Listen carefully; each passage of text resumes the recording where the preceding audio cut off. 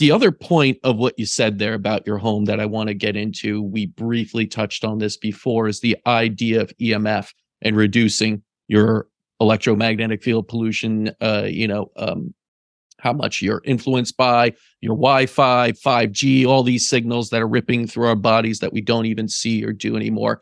How much of a toxic threat do you find these hidden things that no one talks about? We all talk about heavy metals, phthalates, forever chemicals, but I don't see enough people talking about this new threat that's coming on more and more. This idea of wearables and always being in an electromagnetic field that is man-made.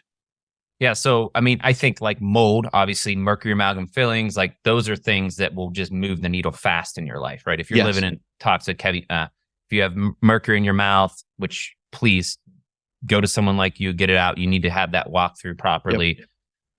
So don't just say, hey doc, take these out. That can get you really sick. So I always have to say that because, oh my gosh, the horror stories, right? I'm sure.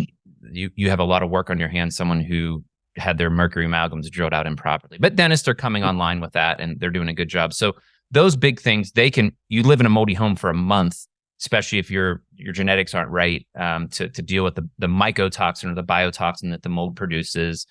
It'll wreck your life immediately. So it did wreck my life as part of my story.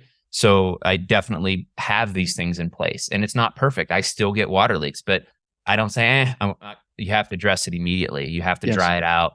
You don't live in fear of it. But I used to, right? Yeah. And rightfully so. So then you come in with electric smog, and how that affects us. And it does. It's more low grade, but it's adding another insult to our body that's already burdened. Can you handle it if you're not dealing with a bunch of other stuff? If you're not already genetically triggered and you're not hormonally weak and dysregulated and you're not sick and sensitive, right? So yeah, it'll have an effect. Is it having an effect even if you don't feel it? Like if you're healthy and you're eating tons of sugar, but you still live to 90, did it affect you? Yeah, it still caused inflammation, but you could have been 120, right? Yeah. So it's just one of those choices that it has an effect. There's science to prove that it has an effect. And you address it the best you can, right?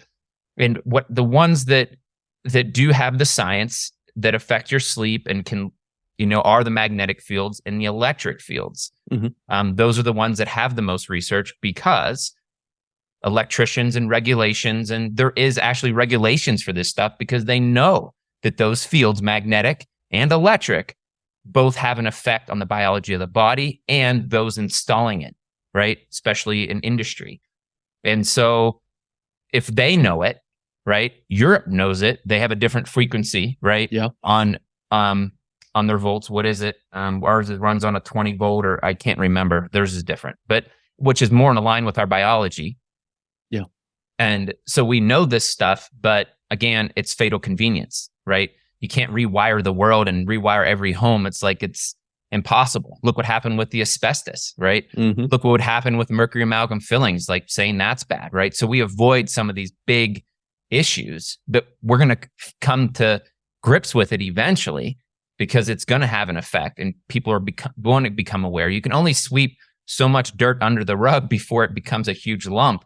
And I think what we're seeing today and why this channel, your stuff, my stuff, name any influencer talking about this stuff, it's a big deal.